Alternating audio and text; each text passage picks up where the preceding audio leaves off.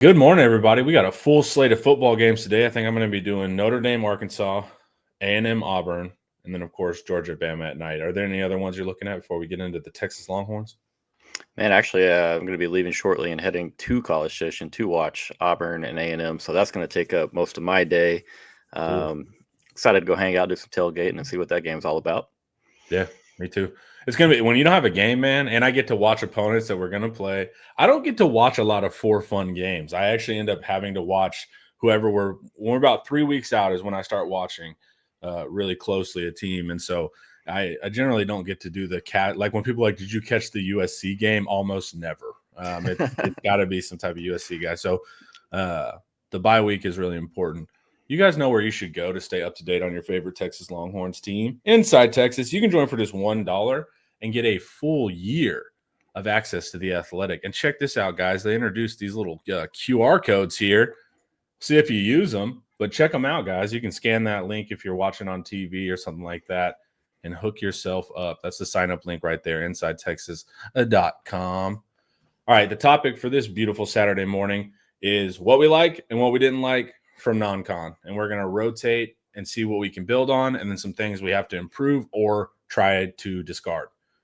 First things first that I like, quarterback run game. I think it's been a huge aspect in the red zone. I think when the play breaks down, Arch's legs, that's a factor we simply haven't had with Sarkisian yet. And I think it makes the offense far more dynamic, especially when it's struggling. I agree. I had questions on if Sark really was going to use Arch the way that, he was used some in high school. And again, I think it definitely benefits this offense. We've seen a little bit of struggles at a couple spots. Archer's legs seem to get him going at the right times. And again, I think we've just seen, that in its infant stages. We'll get more and more of 16 on the ground. Yeah, I can't remember who it was at IT, but they're like, maybe he can break Sam's rushing record of like 16 or something. So he's at 5. Yeah. And he doesn't let the running backs get the touchdown. So he's going to score down there, baby. All right. The Yep. first thing that I don't like, which is kind of a mirror to what we're talking about, is Arch's inconsistency. Very strange from what we saw last year. Of course, Sam Houston looked a lot better. I mean, he was making some NFL throws versus Sam Houston, caveat Sam Houston, but ball placement's pretty much ball placement, regardless of the human that's next to him as the receiver catches it. So that downside, though, is just missing the easy stuff. And so I said earlier in the year, the worst thing that could happen to put you in limbo is Arch has a great performance, has a WTF performance, has a great performance, has a WF, because then you're in limbo. You don't know what to do, right? Each week you're up and down. So that's a big thing for me. If Arch can just get consistent, the stuff that Sark is handing you to complete that. And of course, he continues to make the big time throws and the run. Then this offense has higher upside. So that's my first thing I don't like. And I gotta agree with you on that, man. We want that gradual climb up the very beginning of the roller coaster as you're building up, you're climbing up. We don't want to see the mid ride, Arch Manning. We don't want the ups and the downs. A little more consistency, take care of the bread and butter stuff. And I think that slowly helps everything start to fall a lot more in place. For myself, first thing that I like is I'm gonna say Jack injuries. I think there's a big addition. Obviously, you talk about Texas and what Steve Sarkisian has done in the tight end room. Give Jeff Banks credit there, but Jatavian Sanders was, you go back to the 2023 Tuscaloosa win for Texas. Tight ends are always a huge part of the Steve Sarkisian plan, especially in some of these bigger games. You saw Gunner with a big catch last year in the last drive against Ohio State. Not going to reference how that turned out, but yeah, Jack's going to be a big part of this offense. Obviously, haven't seen him quite as maybe active in the last couple of weeks, but down the line, I do think that, it was a big addition from Cal. We're all kind of excited to see how it played out. I think he's got the hands. He's able to run all the different routes that Sark's going to have tight ends running around. Love having Jack Andrews. Yeah, and he's been sound in his assignments. Not some elite blocker that's going to bowl you over, but he's been sound. He's going to the right places. He's getting in front of guys, and he's really good on the perimeter. So if you have a DB or whatever, he'll block those guys. He has quick enough feet. He's good at that. So he's actually really good too, pulling out for Arch or a wide receiver screen or something like that. So that's been a big factor with Jack injuries. What's your first thing that you don't like? Just and hopefully we see a little bit more of it, but just the inability for our backs to break tackles, I guess tying that into, just not seeing the explosion out of a Texas backfield that we've seen in the past. A little bit goes, with the O-line, at fault for some of that. But again, some things are blocked really, really cleanly. And, some things we've seen, a guy shouldn't be touched for 7, 8 yards down the field. Well, then we're only picking up 8 or 9 yards on that run, so let's break a few more tackles. We talked about, we might not have the home run hitter in that backfield. James Simon has looked pretty good in reps, but again, you're talking UTEP, you're talking Sam Houston State. So defense is going to be bigger, better, faster, stronger, all those fun things. So it kind of just is what it is. But that the first thing when I really look at this offense, you want to be able to run the football, and still not guaranteed that we're going to be able to do it down for the rest of the season. Yeah, we don't have the home run hitter, right? And I think sometimes your casual fan thinks that the offensive line has to block everyone on the field for the running back to succeed. And it's just not the case. Like, most schemes don't account for the safety. That's the running back's man, meaning that they have to make that running back miss. And that's what we're not getting. And the offensive line, they look way better in the gap schemes. I think we really lean into that. Not as good on the outside zone, the quick lateral stuff. It's just not really good for us. So focus on the counters. And then look, now that we're done with non-con, I'm not talking about this team as things I wish we had. Like, I know what we have, right? So we have a lot of running backs, none of them super explosive. So what I need now is good reads, get what you can get. If you can't break something, that's fine. I'm going to have to lean more on the offensive line. But those are things we're worried about. I think we're 123rd or something in the nation, probably worse in running back explosivity. So not Helmer hitting in the run game, but it's no secret the offensive line struggles and all that kind of stuff. So it is what it is. We'll just have to keep moving. On the inverse, a thing that I do like is the pass protection. Yep. Okay, there's a little context here too, right? If you count like quarterback hits, pressures, hurries, this offensive line, I think now currently with Sam Houston bump is like 30th or 40th in the country in efficiencies. So pretty good. But the reality is the lack of sacks generally are coming from Arch's legs. He's just great in the pocket. He's able to evade.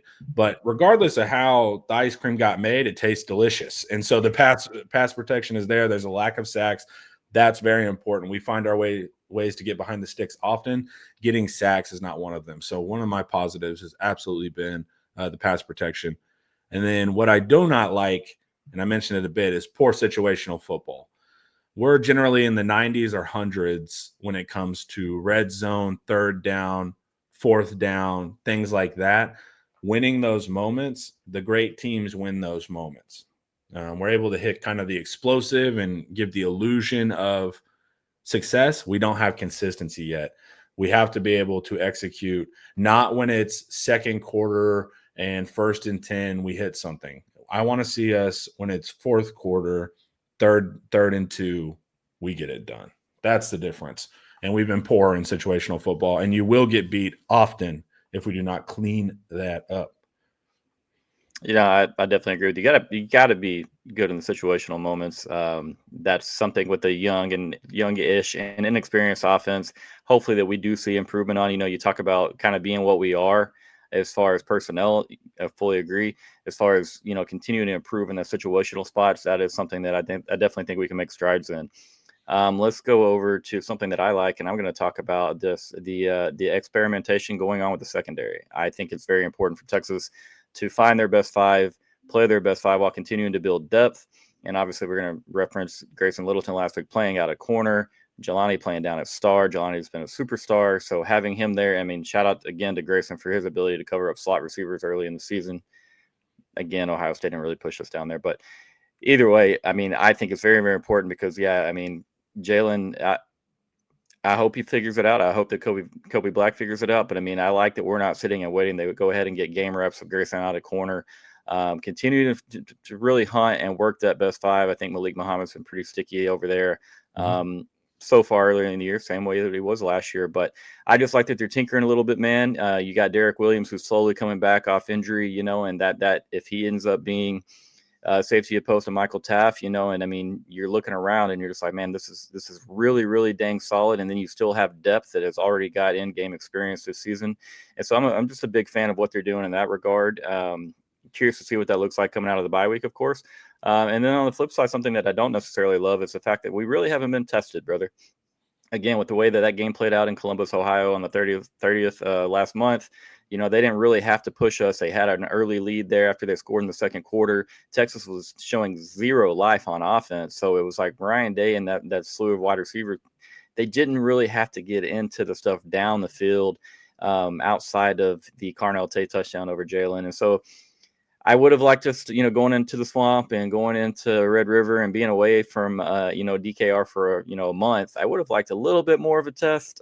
We saw some concepts, but I mean, obviously we didn't see the same type of athletes that we're going to see going forward.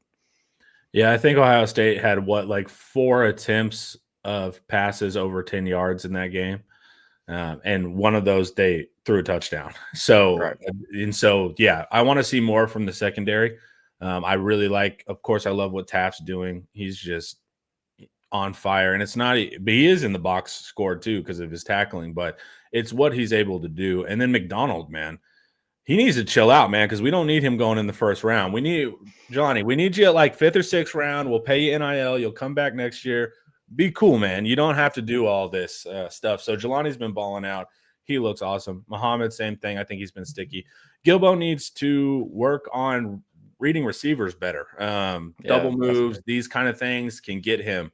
So we need to lock in there. And then Littleton has been the most enjoyable addition. San Jose State is a passing offense. They are a deep passing offense. They weren't able to do it versus us. So that was a good sign, even though a little bit, if they just keep taking those in breakers versus cover 3, keep taking the in breakers, keep taking them. That's a weakness of the scheme. So I want to see a team that's really dedicated to like passing for 7 as well. But I 100% agree. It's not the defense's fault, but we have not faced a really aggressive, really talented passing offense yet.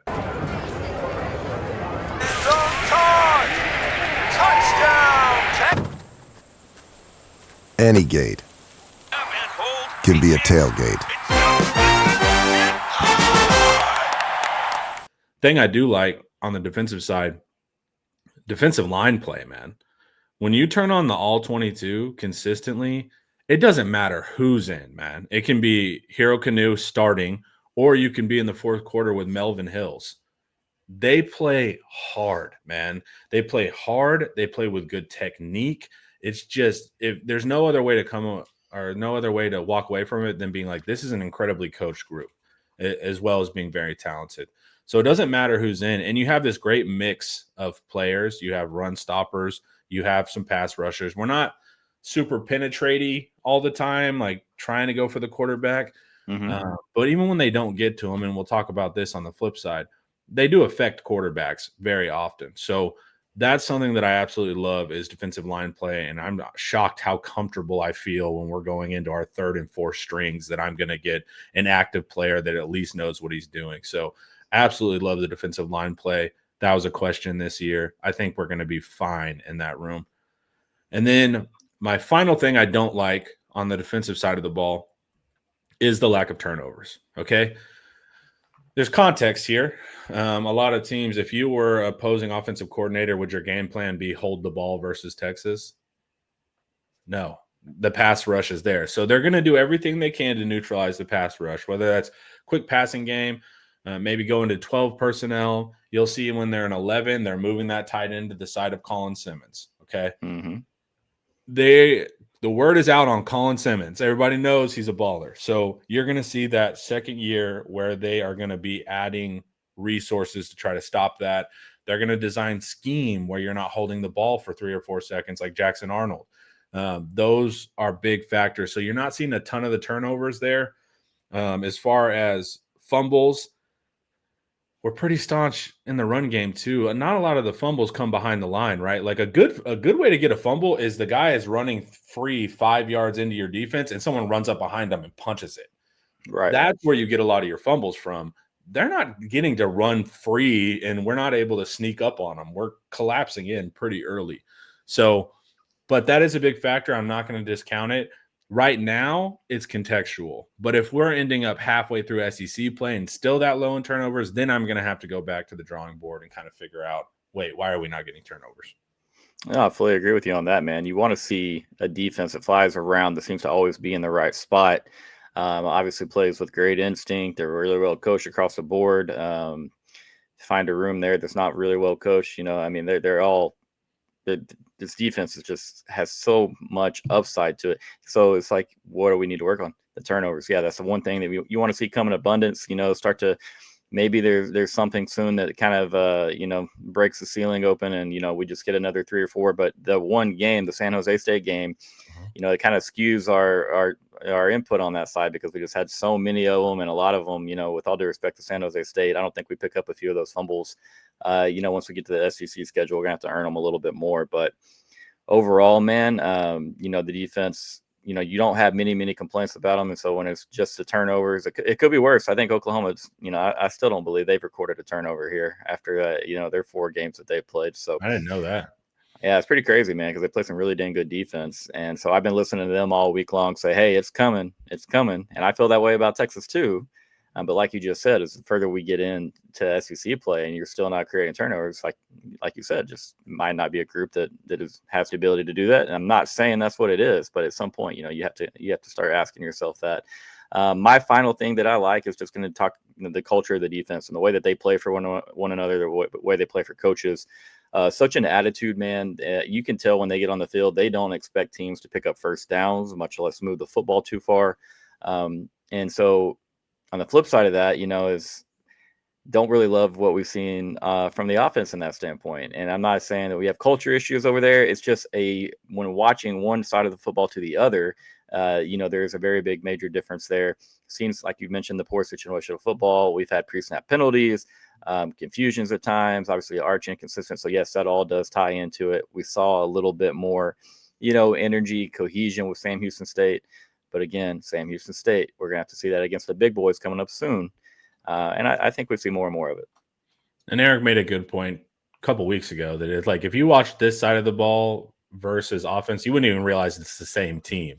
Because like I said, you're getting in such depth pieces. Those depth pieces, I mean, Lance Jackson can start right now if it wasn't in that edge room. Like you have Colin, it's just you can't. But Lance Jackson's ready today. And so you see good stuff from Zena. We saw good stuff from Smith Orogbo at the end of the game last game. You see depth pieces on the defensive line killing it. You see Ty Anthony Smith having to rotate in, and he's a baller. So it's like this whole defense, the culture, the depth, they play. I never see them loaf. I see them chase the ball. I mean, all the corny coaching indicators of a good, well-coached unit is on the defensive side of the ball. So the culture on that side is awesome. And every time I turn on the All-22, I'm like, chef's kiss when I'm watching even the third string. So I absolutely love that too. Okay, let's talk top non-conference performers. Not really MVPs, but guys we want to shout out. And the problem we have here, it's hard on the offense to pick anybody, but on the defense, it's like we're probably going to end up with 4 or 5. And that's a good example of the culture of the defensive side. So we'll just rotate back and forth. I want to do Leonga Lefau as my first pick for a top performer. I thought he's been awesome. He's been good in the pass game. He fits his gaps immediately. There's no fear. He'll run up on a guard. He does not care. And he's seeing it well. He's reading flow well.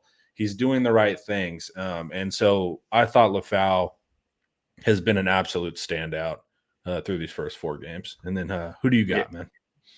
Just to say, for such a nice guy, Lefau sure plays football pretty pissed off, man. It's fun to watch him get in there. Heat-seeking missile at times. I'm going to shout out Cole Brevard because, there was question marks about Texas on the interior. I know that we felt good about the acquisitions that we had through the transfer portal. But again, nationally, you heard a lot of, how does Texas replace what they just lost on the interior for like the 3rd straight year, which was funny. But again, trusting Coach Kenny Baker, this man is on fire. As far as just the way he has these guys playing, like you just talked about, technique, their eyes are great. And think that Cole Brevard so far, if I had to pick a name from that interior and defensive line group that stood out the most to me, it would be Cole. I think he's done a really good job getting push. Been really good on the short downs, 3rd and 1, 4th and 1 a couple times. I think he looks a lot better in burnt orange than Purdue black or whatever their colors are. Yeah, I have no idea. Boilermaker Gold or whatever. There you All go. right. So, and he's looked incredible in the run game. He's been stacking shedding dudes and making plays. I'm gonna have to add one that's not even on our list because we're missing D-line. Hero Canu There you go. has been an absolute standout. We did a film study on him about 2 weeks ago, and he made like 3 back-to-back plays that changed the game. He was a great addition. I'm glad we got him from Ohio State. He seems to be peaking now. You know, he's newish to football. Out of Germany. So he's starting to really figure it out, man. I thought Canu has been an awesome bright spot as well. All right. Now you can take one safety and I'll take the other, however you want to play it. I'll give you Jelani. Let me talk about Michael. Yeah, and that's the thing, man, with all the hype on this defense, all the big names, we know exactly what to expect out of Michael Taft week in and week out. We know exactly where he's going to be. Again, like you just said, not really haven't created any turnovers per se yet. Definitely want to see him get his hands on some footballs down the stretch, but he's always tackling, brother, and he does a great job of tackling. He doesn't miss very much. And again, we never question that guy's heart, but I mean, you see it every single week in, week out when he lines up. Definitely, obviously, the leader. Talking about communication in the secondary. I don't think Texas fans realize sometimes how valuable Michael Taft is. And again, that's why we're sitting here talking about him, man, because he deserves every bit of the flowers he gets. Yeah, when he's up single high, it's hard to see. You can't see him on the broadcast. But in the all 22, he's just like leaned forward. Like he's ready to go get in the box if he has to. But no, he's aware of the receiver patterns. He's aware of where his guys are supposed to be. He's aware of his guys not where he's supposed to be in that cover. Like Taft is incredible back there. We might run into a little bit of Caleb Downs disease, like the Dutch disease. You're over relying on a single resource for your economy. Taft is so special. I don't know if that's easily replaceable. Just like when Caleb Downs leaves Ohio State, the defense got to change. But yeah, Taft has been remarkable. And then Jelani McDonald, man, if you have a player that you're like, maybe he's a linebacker, no, maybe he's a corner, no, maybe he's a safety. The athleticism he has is remarkable. And you saw that interception in the vertical, but it's not just that, man. He made a really good boundary run game stop in the B gap. He flew in there. He's playing physical. He arrives super fast. Of course, he can go sideline to sideline. So McDonald being able to pop like that, and like I said, chill out, Jelani. We need you one more year, dude, because great, you're out of here. But that's been a huge factor to make me feel more comfortable in the passing game. Is having McDonald, because you lose a player like Makuba, who's one of my favorite Longhorns ever, and he was only here for a year. So McDonald has been a major factor. So what do we named 5 guys on the defensive side of the ball.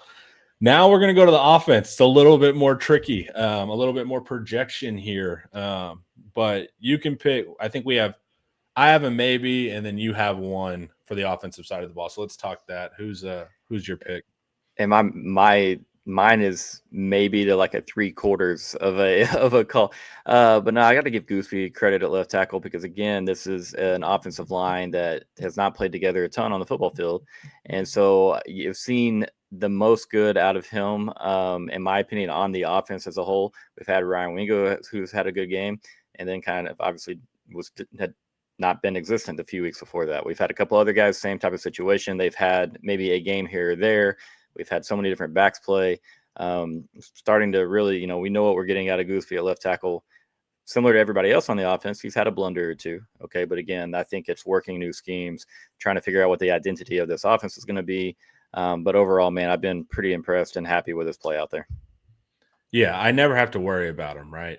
I'm not concerned. And really, when I'm watching the all 22, you have to tell me to look at Gooseby, because I'm looking at everything else to see if that works, and I think that speaks to the consistency of Gooseby. Of course, not perfect. I don't know an offensive lineman that is, but Gooseby's absolutely been a bright spot at left tackle. And then here's mine. It's maybe Jack Indries, and it's not Jack Indries' fault that it's a maybe. We had 9,000 targets to 80 different receivers last game, and not one to Indries. I'm like, what are we doing here, man? I want him to have reps. I think it's going to be Jack Indries, and with Livingston a close second in the pass game. I think he's going to be really important. Sark, like you said, schemes up that position. You can get wide open. He has incredible hands. That catch versus Ohio State where the game ends, but they're all over him. He catches that. That's an important thing. And assignment soundness and blocking. He's able, when Arch does pull it, to end up as a lead blocker for Arch. I think injuries is my top non-con performer with really only one game where he got a lot of play, which was where he caught the seam, he got 2 touchdowns. But to me, I think it's going to be injuries, more of a projection. Definitely harder on the offensive side of the ball to come up with top performers. Hopefully we can figure it out. No doubt, man. And just touching on injuries, I think we saw him be a little bit of more of the game plan than he has the last couple of weeks when Texas went to Ohio State. I think against the better teams and good defenses, that we do see him have more of a hand in this offensive plan. Would be really surprised, if he doesn't have a couple big games coming up. And when I say big games, I'm talking 70, 80 yards and a couple scores. That to me would be a big game for a tight end just for this offense.